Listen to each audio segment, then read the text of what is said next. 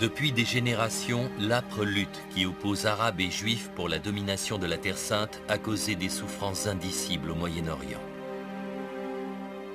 On affirme souvent que la crise a débuté avec l'émigration juive en Palestine et la création de l'État d'Israël. Pourtant, le conflit a pris racine bien avant, avec le double jeu des Britanniques durant la Première Guerre mondiale. C'est une histoire d'intrigues entre empires rivaux, de stratégies erronées, de promesses contradictoires faites aux Arabes et aux Juifs, ouvrant la succession de bains de sang qui a scellé le sort du Moyen-Orient.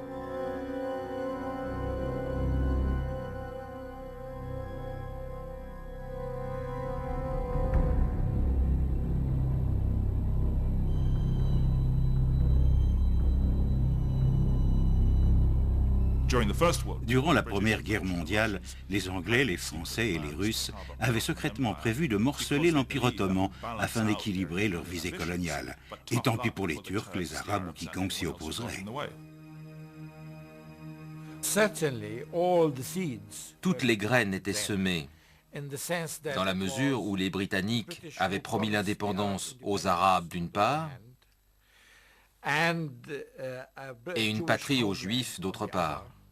Les deux étaient irréconciliables.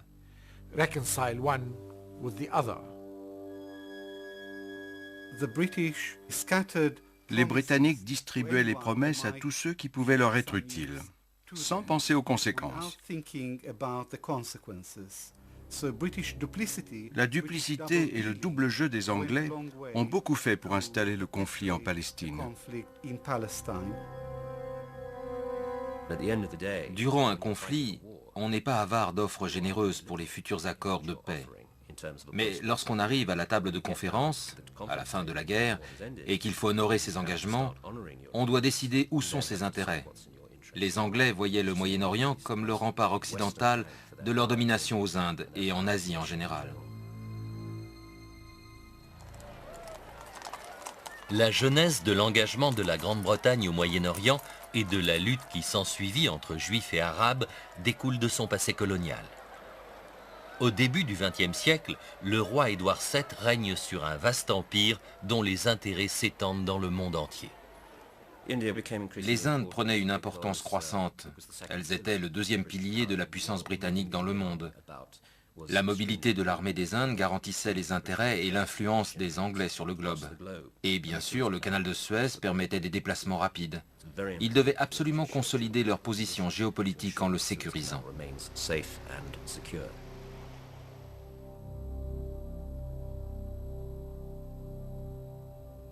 Dans ce but, la Grande-Bretagne est la première puissance européenne à s'établir solidement au Moyen-Orient. Dans les principautés du Golfe Persique, à Aden et en Égypte.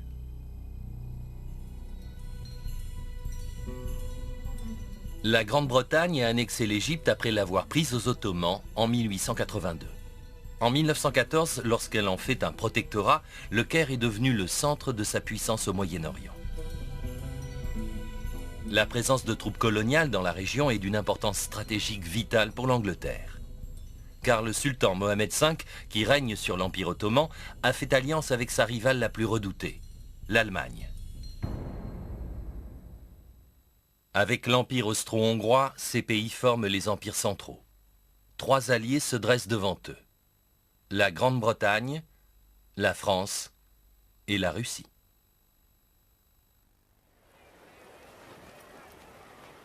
Depuis la capitale des Ottomans, Constantinople, en Turquie, le sultan règne sur le dernier grand empire islamique qui vit la phase finale de son déclin depuis des décennies.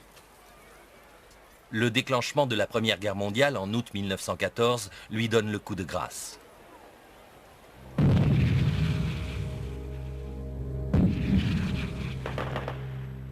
En Europe, l'avance rapide des Allemands est stoppée par les Anglais et les Français sur le front ouest. À l'est, le conflit entre la Russie, l'Allemagne et l'Autriche-Hongrie aboutit également à une impasse. Mais les armes dévastatrices de l'ère industrielle font chaque semaine des milliers de morts dans les tranchées des deux camps. Toutes les grandes puissances pensaient que la guerre serait terminée en quelques mois. Par conséquent, toutes sont surprises fin 1914 lorsque le conflit non seulement se poursuit, mais montre tous les signes de devoir s'éterniser. À ce moment-là, on commence à réfléchir à de nouveaux moyens de vaincre.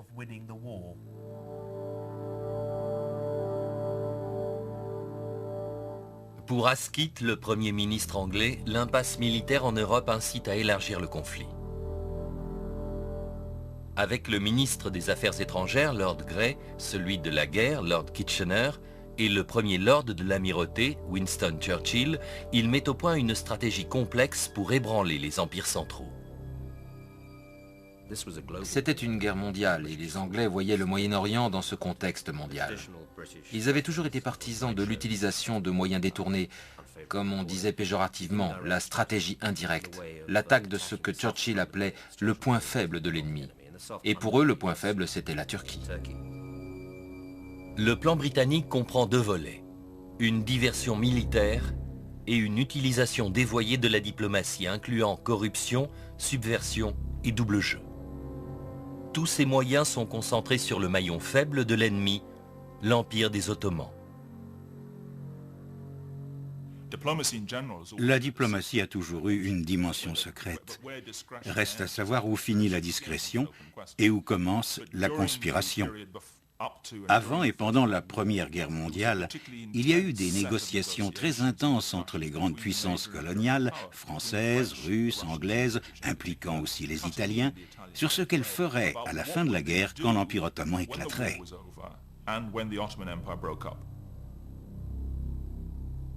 Le gouvernement anglais espère qu'un accord sur le partage des dépouilles de guerre renforce l'alliance contre les empires centraux.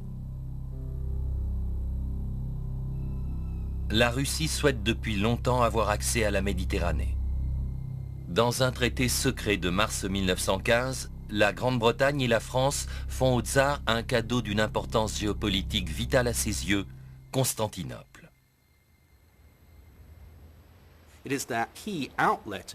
C'est pour les Russes une ouverture essentielle sur le monde et sur la Méditerranée. Et bien sûr, Français et Anglais s'opposaient depuis toujours. C'est donc une volte-face complète. Français, Anglais et Russes s'accordant sur ce point. C'était presque inconcevable.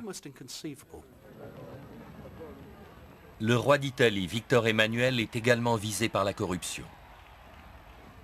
La Grande-Bretagne, la France et la Russie tentent d'inciter l'Italie, État pro-allemand, à se joindre aux Alliés. En avril 1915, un traité secret lui offre une part substantielle du domaine ottoman en Anatolie. C'est une autre puissance qui entre dans l'équation et à qui l'on offre d'étendre son territoire, ce qui, dans des circonstances normales, aurait été impensable. Le cadeau atteint son but. L'Italie rejoint les Alliés et déclare la guerre aux empires centraux en août 1915. La stratégie britannique, qui consiste à atteindre l'ennemi par son talon d'Achille, c'est-à-dire l'Empire ottoman, a un deuxième volet, la subversion. En s'appuyant sur l'opposition intérieure pour l'affaiblir et peut-être même le détruire, la Grande-Bretagne exploite un nouveau mouvement qui balaie l'Empire, le nationalisme. Le nationalisme, l'idée que certains peuples partagent la même identité culturelle et qu'ils doivent être indépendants, s'est répandu au Moyen-Orient et ailleurs dans le monde à la fin du XIXe siècle. Il y avait donc dans l'Empire ottoman les prémices d'un nationalisme turc. La crise atteint son point culminant quand les jeunes Turcs prennent le pouvoir par un coup d'État en 1908 et qu'ils imposent leur langue et leur culture aux Arabes de l'Empire. Mais cela ne fait que réveiller l'intérêt de ces derniers pour leur propre héritage.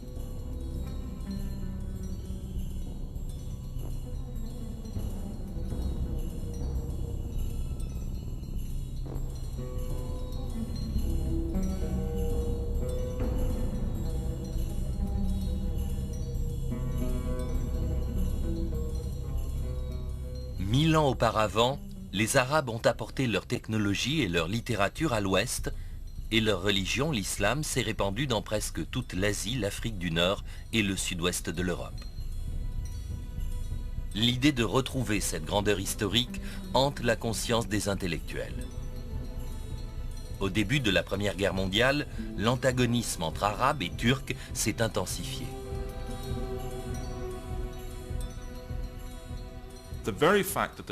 Les Turcs voulaient un empire unifié, mais les Arabes refusaient d'en faire partie. Ce renouveau littéraire et nationaliste a pris une forme beaucoup plus politique qui a conduit à l'émergence du nationalisme arabe. Ils en étaient arrivés à la conclusion que demeurer dans l'Empire ottoman était sans espoir, qu'ils ne pouvaient pas partager le pouvoir avec les Turcs. Et ils ont commencé à penser à fonder leur propre État.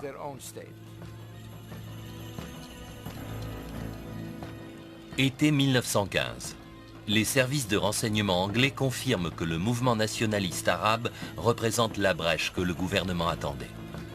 La Grande-Bretagne et son alliée française envoient des officiers pour sonder les chefs de tribus. Les Français et les Anglais ont entrepris de séduire différents chefs arabes. Ils leur disaient « Rangez-vous à nos côtés et nous vous donnerons l'indépendance. Quittez les Ottomans ». Et plusieurs ont été tentés.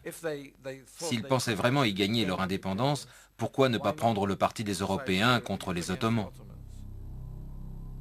L'idée est d'inciter les Arabes à la révolte contre leur suzerain et de créer une diversion, ce qui bloquerait les empires centraux au Moyen-Orient.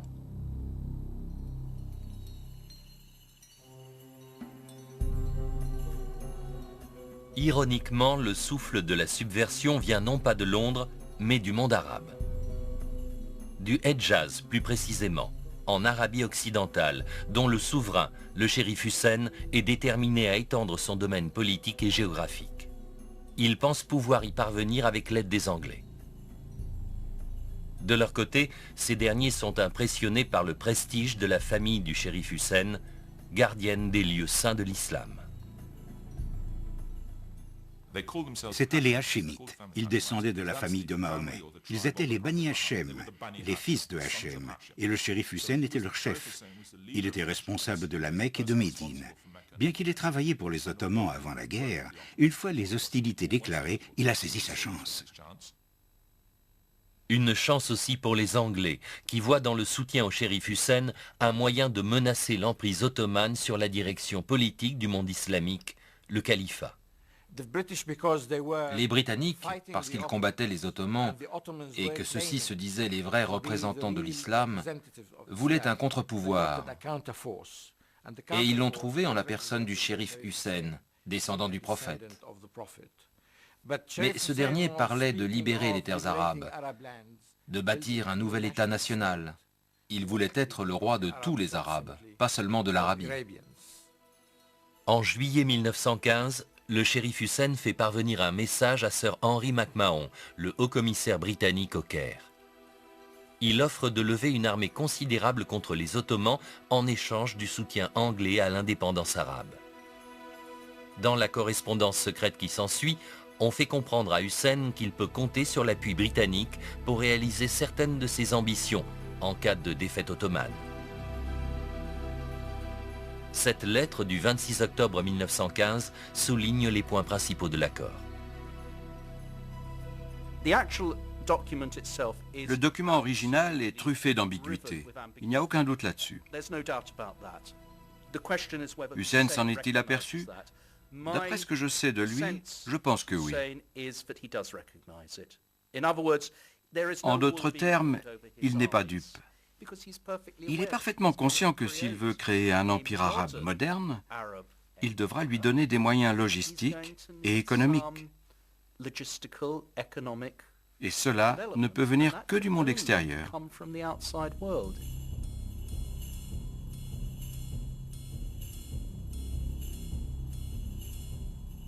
Prenant les assurances britanniques pour argent comptant, Hussein et ses fils, Faisal et Abdullah, rassemblent une force importante. La nouvelle armée est commandée par le jeune et charismatique Faisal, qui a captivé l'imagination des masses arabes dans sa croisade pour l'indépendance.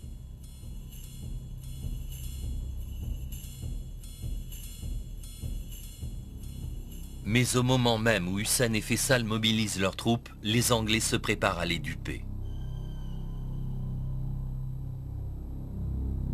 À Londres, au printemps 1916, l'Angleterre négocie avec la France la future carte du Moyen-Orient.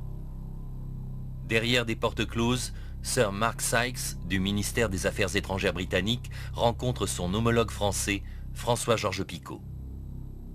En cas de victoire, les Anglais savent qu'il est indispensable d'offrir à la France une part des dépouilles de l'Empire ottoman.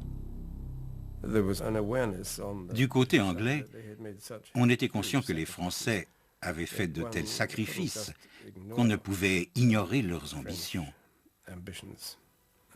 Ils étaient déterminés à obtenir leur part historique du Levant. Campés devant la carte du Proche-Orient, Sykes et Picot délimitent eux-mêmes les régions qu'ils souhaitent voir sous leur contrôle. Leur marché secret est un véritable dépeçage de la région. Dans la zone A pour les Français et B pour les Anglais, les puissances coloniales comptent exercer le pouvoir indirectement.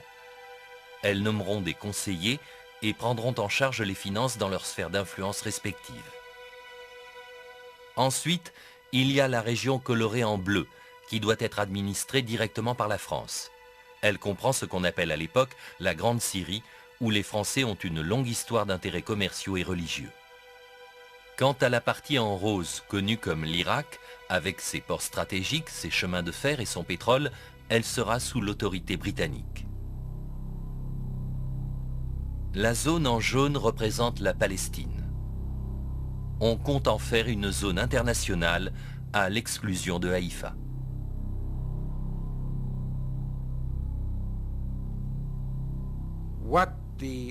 Ce que voulaient les Anglais, c'était le pétrole d'Irak. Ils s'étaient fixés pour objectif d'avoir l'Irak et d'avoir un débouché sur la Méditerranée pour pouvoir transporter ce pétrole. Ils ont obtenu Haïfa sur la côte palestinienne et la majeure partie de l'Irak. Les accords Sykes-Picot étaient un document honteux, et je n'essaierai pas de défendre ces accords. Mais ils avaient été conclus par des gens agissant encore dans la ligne de l'ancien équilibre des pouvoirs, dans un état d'esprit colonialiste.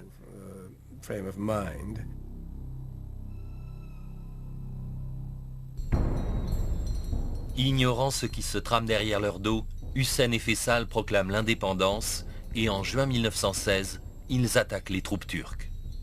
C'est le début de la révolte arabe contre les Ottomans.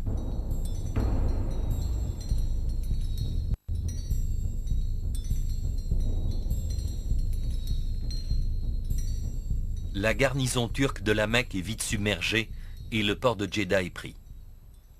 En 1917, les forces de Hussein et de Faisal poussent au nord et affrontent les Ottomans le long de la voie ferrée du Hedjaz. Les Anglais considèrent que la révolte arabe fait partie de leur stratégie de diversion militaire contre les empires centraux.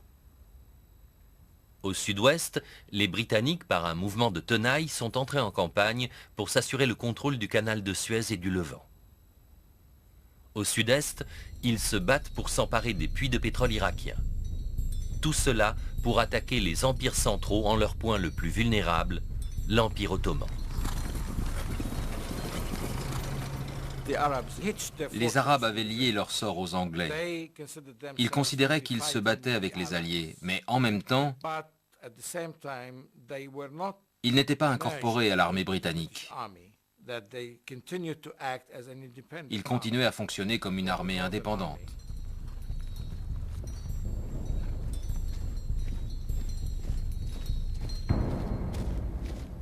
Tandis que l'armée arabe avance vers le nord, le général anglais Allenby traverse le canal de Suez et au printemps 1917, ses troupes atteignent les limites de la Palestine.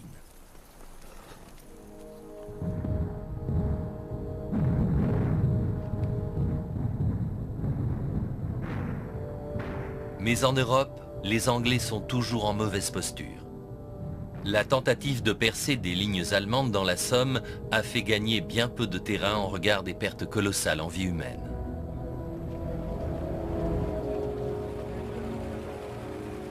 Londres a connu de grands changements politiques. Le nouveau Premier ministre, Lloyd George, pense que l'effort de guerre de l'entente a besoin d'un nouvel élan.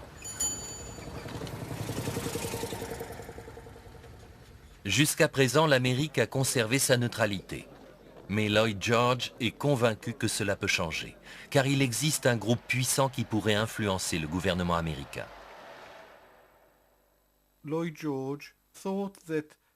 George pensait que la décision américaine de s'engager ou non dépendait essentiellement de l'opinion publique et que le soutien des Juifs pourrait faire pencher la balance d'un côté ou de l'autre. Rappelez-vous que le ministère des Affaires étrangères anglais surestime largement le pouvoir de la communauté juive internationale, en particulier celui des riches élites de la finance et du commerce. Ce qu'il y a d'extraordinaire dans cette situation, c'est que les Britanniques en particulier voient le monde juif comme une entité collective monolithique. Dans cette optique, ils commencent à considérer le rôle des Juifs pendant la guerre comme un élément potentiellement important. Et du point de vue des Alliés, autre fait remarquable, cette entité monolithique est pro-allemande. De nombreux Juifs de la haute société allemande ont en effet des relations privilégiées avec le ministère des Affaires étrangères du Kaiser. Un nouveau mouvement nationaliste juif, le sionisme, a établi son quartier général à Berlin. Le sionisme est né dans les années 1880, avec la publication par Theodor Herzl d'un livre prônant la création d'un État juif. L'ouvrage fait sensation chez les intellectuels d'Allemagne, d'Autriche et de Russie, qui partagent son indignation devant l'intensification du sentiment anti-juif.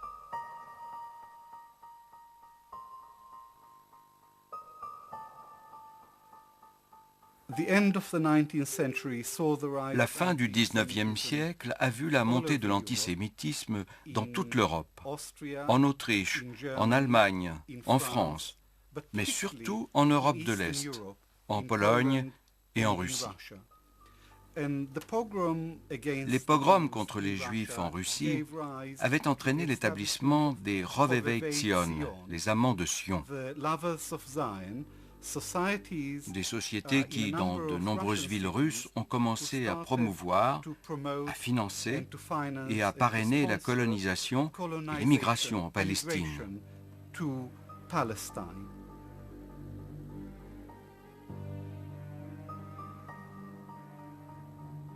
Herzl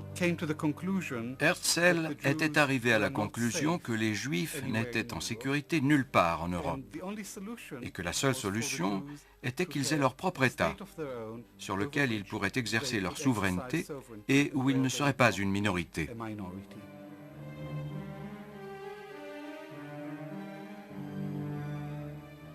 L'autre attrait du sionisme, c'est la façon dont il cadre avec les aspirations historiques des Juifs. Éparpillés à travers le monde depuis la destruction du temple de Jérusalem au 1er siècle de notre ère, de nombreux Juifs chérissent l'idée de retourner un jour vers la terre promise des Écritures.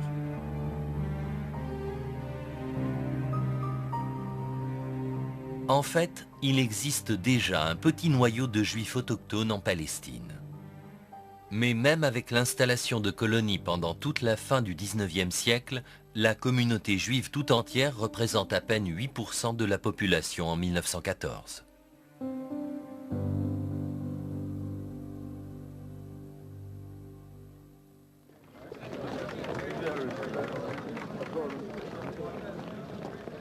Chaim Weizmann, le leader sioniste anglais, fait pression sur le gouvernement.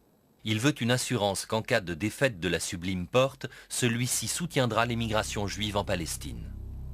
Début 1917, Lloyd George, persuadé que les Juifs parlent d'une seule voix, est convaincu que le sionisme est un mouvement nationaliste qui doit également être récupéré par la cause alliée. En mars, Mark Sykes entame des négociations avec Weizmann. Les gens comme Mark Sykes ont une idée fixe. Les Juifs se protègent entre eux et ils protègent leurs intérêts. Et si Weizmann leur dit que leur intérêt c'est d'avoir à tout prix la Palestine, ils sont prêts à le croire, à donner leur accord. Alors que les négociations avec Weizmann se poursuivent au fil des mois, les Alliés accumulent les revers militaires.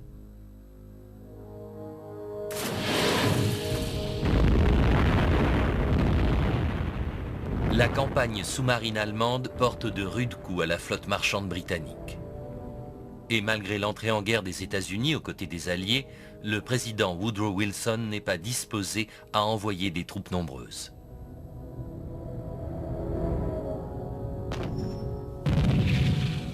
La dernière tentative des Anglais pour maintenir la pression sur le front ouest s'embourbe bientôt dans les tranchées de Passchendaele. Des milliers de jeunes gens perdent la vie dans une nouvelle campagne inutile. Le moral des troupes est en chute libre. Mais la menace la plus grave pour la machine de guerre alliée vient de l'Est. La Russie est au bord de l'effondrement. Les Allemands lui ont infligé des défaites écrasantes et le pays, épuisé par la guerre, se désintègre à force de pénuries alimentaires, de grèves et de manifestations. Lorsque la révolution détrône le tsar, l'Angleterre et la France sont sérieusement alarmées.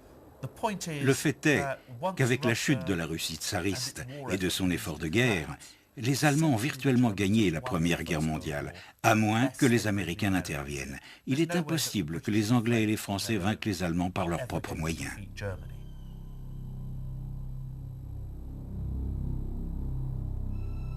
En octobre, le gouvernement britannique reçoit un rapport des services secrets évoquant l'influence prépondérante des Juifs à la direction du parti bolchevique, le nouveau mouvement révolutionnaire devenant la force dominante en Russie.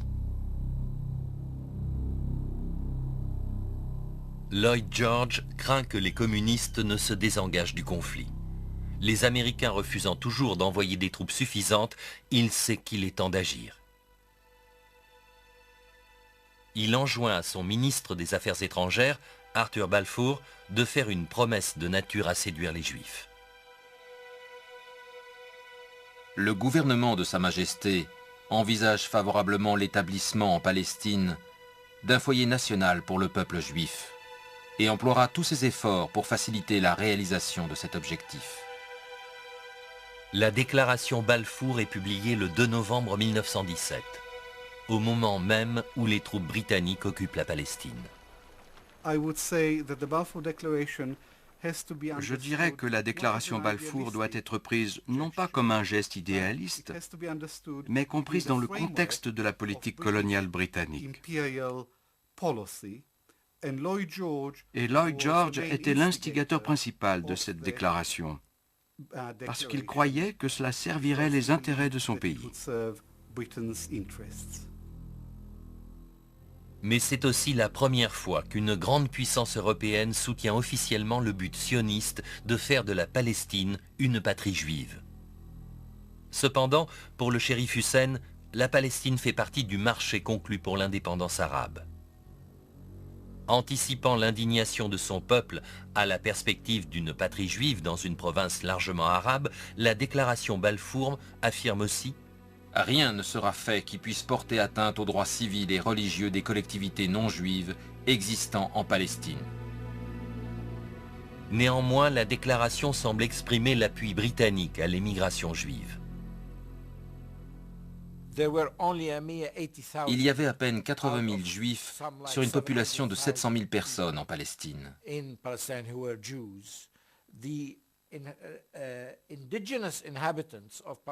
Ils appelaient les Palestiniens autochtones des habitants non juifs.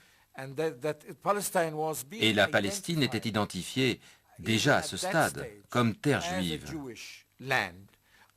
alors que les autres n'avaient pas d'identité définie. C'était juste des non-juifs.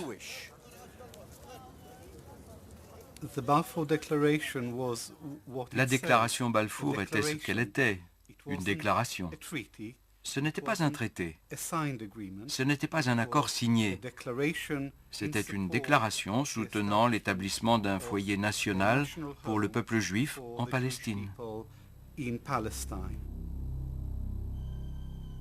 En fait, le seul traité que l'Angleterre ait signé sur la Palestine, ce sont les accords secrets Sykes-Picot avec la France. Le 7 novembre, quelques jours après la déclaration Balfour, les bolcheviks prennent le pouvoir en Russie. Lloyd George espère qu'elle aura l'effet escompté, apaiser les Juifs de la direction du parti. Que sont-ils censés vouloir à tout prix en tant que Juifs? La Palestine. C'est un postulat parfaitement illogique. Ça n'a aucun sens parce que ces gens, on pense à Trotsky, Zinoviev, à Yaffe, à certains grands leaders de la révolution russe d'octobre. Ces gens, bien sûr, sont des internationalistes. Il y avait 15 à 20 juifs aux échelons supérieurs du parti. La plupart étaient antisionistes. Et après qu'ils aient pris le pouvoir, ils ont publié une déclaration disant que le sionisme était un complot capitaliste, une idée capitaliste. Le rapport peu fiable des services secrets sur lequel Lloyd George base sa stratégie va avoir des répercussions majeures pour la Grande-Bretagne. En quelques semaines, les nouveaux chefs de la Russie font exactement le contraire de ce qu'il attend. Ils se désengagent du conflit, ouvrent les archives du ministère des Affaires étrangères tsariste et rendent publics les traités secrets. Ces traités que les Anglais ont manigancés avec leurs alliés pour dépecer l'Empire ottoman et dont les Russes étaient partie prenante. Bien entendu, c'était très embarrassant pour les alliés occidentaux. Ils avaient conclu toutes sortes de marchés en coulisses, dans lesquels ils s'étaient distribués de grandes parties du monde,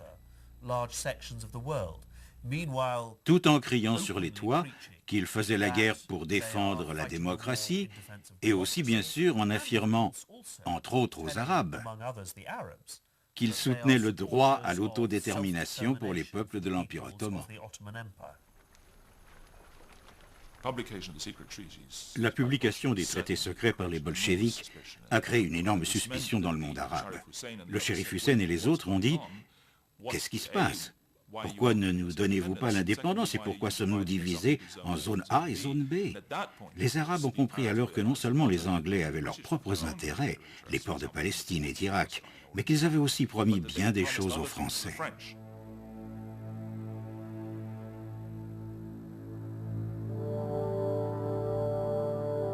C'est dans ce climat de confusion et de suspicion chez les Arabes que le général Allenby entre dans Jérusalem, accompagné de Sykes, Picot et de nombreuses autres personnalités alliées.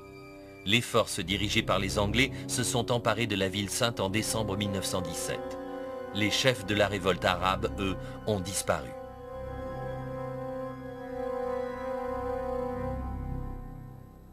Craignant que Hussein et Faisal ne perdent courage, le gouvernement leur envoie un message réaffirmant l'engagement britannique en faveur de l'indépendance arabe. Il sera donné au peuple arabe toutes les opportunités de former à nouveau une nation. Ceci ne peut être réalisé que par l'unification des Arabes. La Grande-Bretagne et ses alliés poursuivront une politique ayant cette unité pour objectif. Hussein reste loyal envers les Alliés parce qu'il veut croire aux promesses anglaises d'indépendance. Mais il parle de régler ses comptes après la guerre.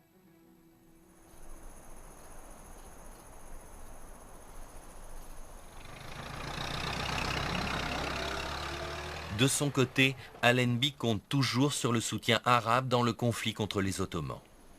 Mais à présent que Jérusalem est occupée par les Anglais, un parti prend l'initiative.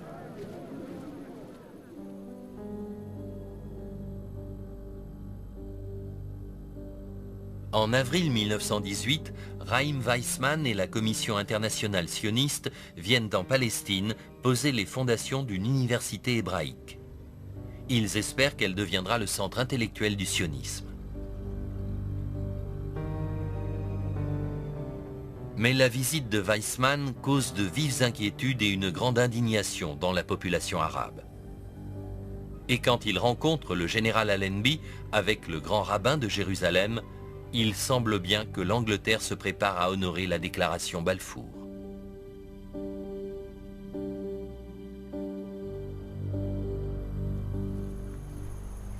6 mois plus tard, les hommes d'Allenby entrent à Damas. Avec leur allié, l'armée du nord de Faisal, ils ont repoussé les troupes ottomanes à travers la Palestine jusqu'en Syrie.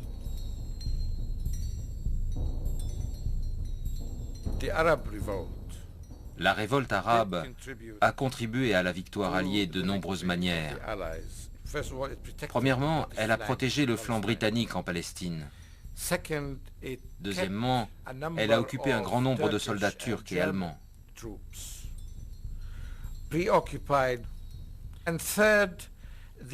Et troisièmement, les Anglais n'auraient jamais pu légitimer ce qu'ils faisaient sans l'aval d'une force arabe spécifique.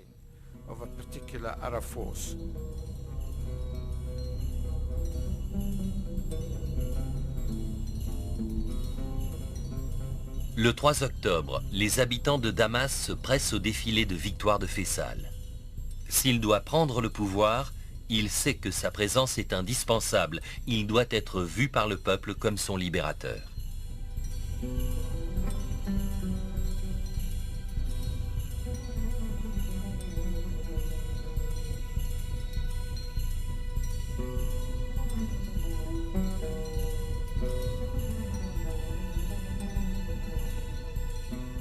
Cependant, lorsqu'il rencontre le général Allenby un peu plus tard, à l'hôtel Victoria, celui-ci prévient Faisal que son pouvoir en Syrie sera limité. À ce moment-là, les Anglais savaient qu'ils allaient donner la Syrie à la France. Ils ne pouvaient donc pas accepter Faisal comme souverain légitime. Tout ce qu'ils pouvaient faire, c'était lui payer son salaire et les frais de son armée et de son administration.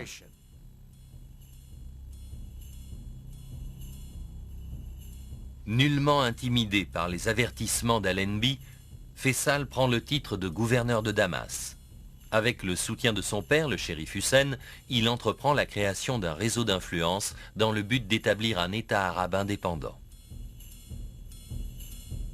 Le 31 octobre, la sublime porte capitule.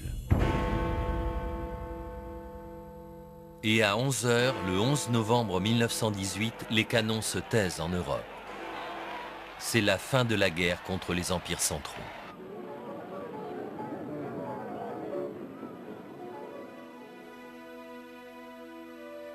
La conférence de la paix de Versailles s'ouvre en janvier 1919. Les représentants des alliés victorieux, comme le Premier ministre français Georges Clemenceau et le président américain Woodrow Wilson, se réunissent pour décider du sort des territoires des empires vaincus. L'heure est venue de tenir les promesses libéralement distribuées par Lloyd George et son ministre Balfour. Ils avaient donné des assurances aux Arabes, mais ils en avaient donné aussi aux Juifs, aux Français et aux Russes, à tout le monde. Ces gens avaient une vision impérialiste du monde. Le Moyen-Orient ne leur suffisait pas. Ils voulaient aussi démembrer la Russie.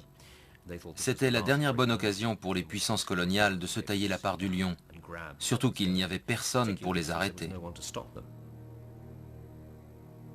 Mais l'Angleterre et sa vieille alliée, la France, se heurtent au président Wilson et à sa vision d'un nouvel ordre mondial encourageant l'autodétermination nationale. À partir du moment où l'indépendance avait semblé possible, ce principe de l'autodétermination défendu par les Américains allait être étendu à tous les peuples libérés des anciens empires, ceux des Habsbourg et des Ottomans. Ce que voulaient les Palestiniens, c'était un État indépendant. Faisal vient de Damas plaider la cause arabe. Mais l'avenir de la Palestine et du Moyen-Orient fait partie des promesses faites par l'Angleterre à la France dans le découpage Sykes-Picot.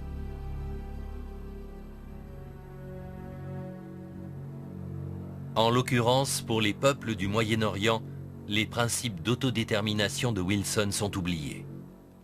L'Angleterre et la France sont libres de finaliser leurs accords.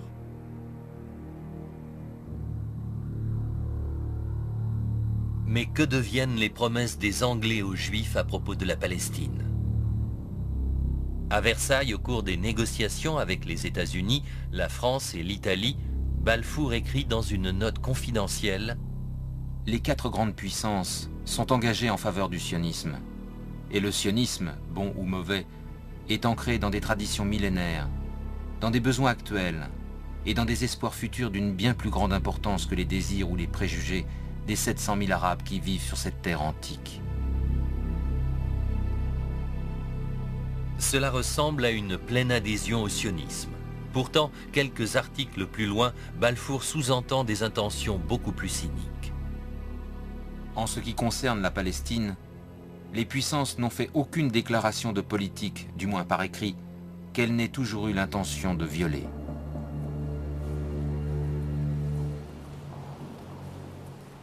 La conférence de la paix de Versailles s'achève le 28 juin 1919 par la création de la Société des Nations, la première institution mondiale pour la paix et la sécurité. Le traité précise que les territoires arabes et autres, cédés par l'Empire ottoman défait, seront administrés par mandat, ce qui signifie que la Grande-Bretagne et la France ont tout pouvoir d'imposer leur autorité sur ces pays.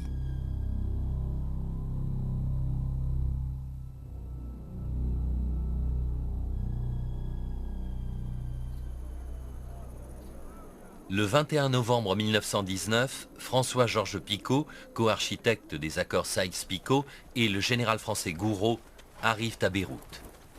C'est le début du mandat français sur la Syrie et le Liban.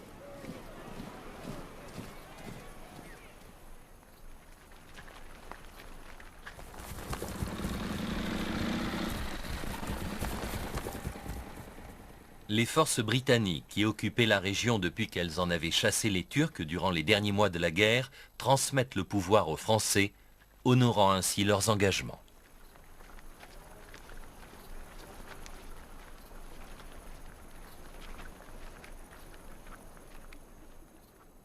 Faysal, qui est à présent gouverneur de Damas depuis 16 mois, a consolidé sa position. Lorsqu'il est proclamé roi par le Congrès national syrien, les Français sont ulcérés et le général Gouraud envoie ses troupes. Le 7 août 1920, Faysal est déposé et doit s'enfuir en Palestine.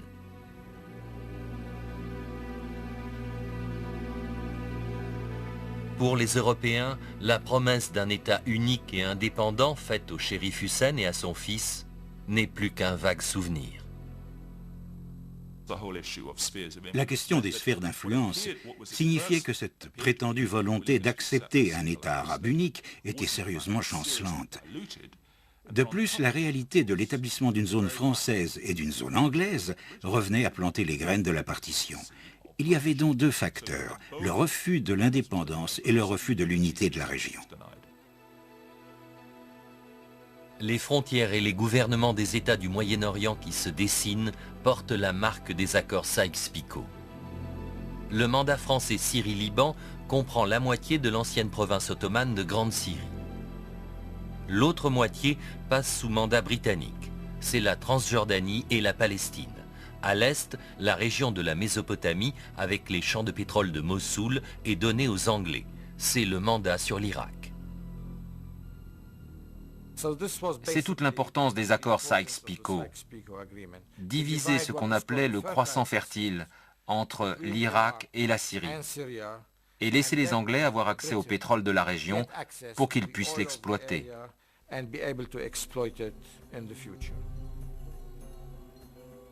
Le peuple irakien rejette l'autorité britannique jusqu'à ce que Faysal soit fait roi en juillet 1921. L'Angleterre espère que les pouvoirs limités qui lui sont dévolus satisferont les exigences d'indépendance frustrées des Arabes. Mais le shérif Hussein attend plus des Britanniques. Il n'avait jamais abandonné l'idée que les Anglais lui avaient promis l'indépendance, pas seulement en Arabie, mais aussi en Syrie et en Irak. Et il voulait qu'ils tiennent leurs promesses. Le shérif Hussein ne réalisera que partiellement son rêve d'un royaume arabe gouverné par les Hachémites. Car si son autre fils Abdullah devient roi de Transjordanie, leur vieux rival, Ibn Saoud, chasse les Hachémites du Hedjaz en conquérant toute la péninsule arabe.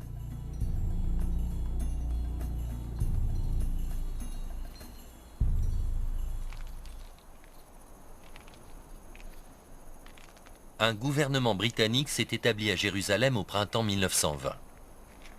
Il n'y a aucun signe de transmission du pouvoir à la Palestine.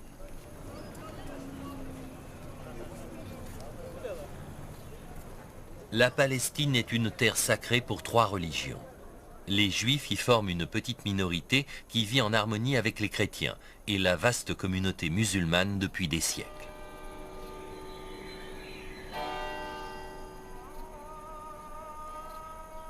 Mais la déclaration Balfour promettant un foyer en Palestine au peuple juif a été incorporée au mandat britannique à Versailles. Le pays est donc ouvert à une nouvelle immigration juive venue d'Europe.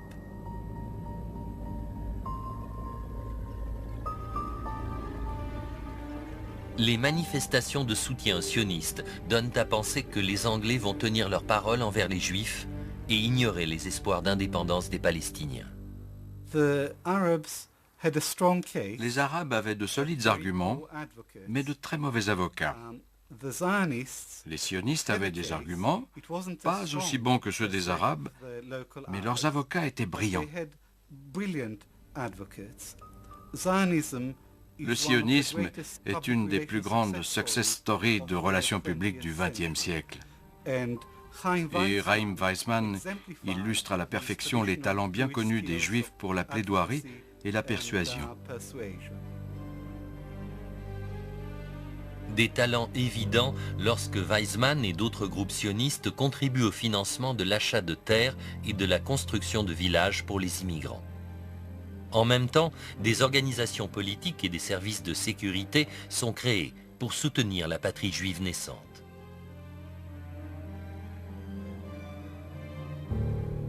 La communauté arabe de Palestine est ulcérée.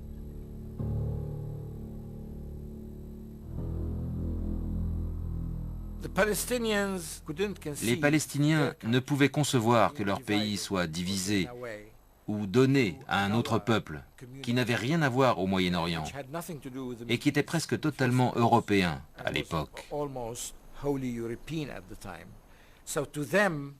Il leur semblait absurde que 600 ou 700 000 personnes soient obligées d'abandonner leurs terres, leurs maisons, leurs villages, leurs villes, pour les donner à une minorité qui était éparpillée dans toute la Palestine. Après tout, la Palestine doit son nom à son peuple, les Palestiniens.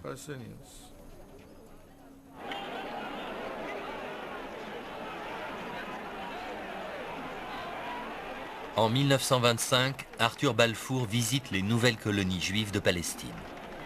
Bien qu'il soit fêté comme un héros de la cause sioniste, l'immigration des Juifs européens va avoir des conséquences imprévues sur la domination britannique dans le pays. À mon avis, la déclaration Balfour a été l'une des plus graves erreurs de l'histoire coloniale britannique.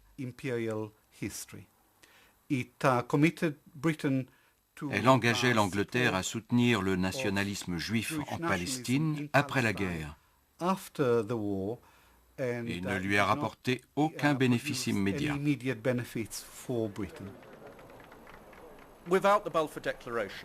Sans la déclaration Balfour, il n'y aurait pas eu de véritable développement du foyer national juif et sa conséquence, c'est-à-dire la déclaration de l'État d'Israël en 1948, n'aurait pas eu lieu. Le parapluie anglais devait être déployé pour soutenir le foyer national juif naissant, essentiellement au niveau militaire.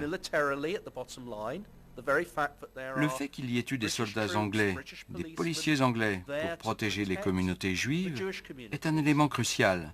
C'était la seule façon de le faire.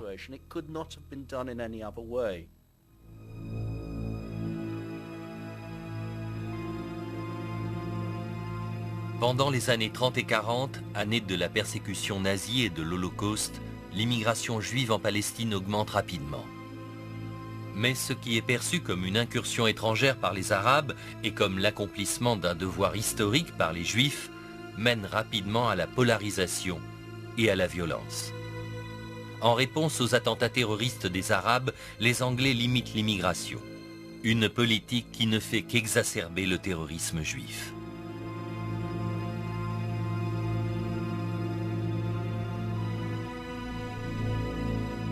C'est dans ce contexte que la Grande-Bretagne se dessaisit de son mandat et que l'État d'Israël naît en 1948. Lorsque le premier d'une longue série de conflits éclate entre le nouvel État et ses voisins, des milliers de Palestiniens arabes fuient leur pays. Les stratégies employées par l'Angleterre pour gagner la Première Guerre mondiale ont ouvert un abîme entre Arabes et Juifs. La conséquence la plus grave de la politique anglaise durant la guerre a été d'encourager à la fois le nationalisme arabe et le nationalisme juif. Après la Première Guerre mondiale, la Grande-Bretagne s'est retrouvée avec un héritage de double jeu et de trahison qui allait la hanter pendant longtemps. Il est évident que cela a joué un rôle dans la division du monde arabe en plusieurs États, dans la création de l'État d'Israël et dans la frustration des attentes des Arabes. Ce serait une erreur de prendre les accords Sykes-Picot comme excuse pour les problèmes actuels du Moyen-Orient. Mais oui, ce que nous voyons aujourd'hui résulte des doubles jeux de la Première Guerre mondiale et des espoirs frustrés de cette période.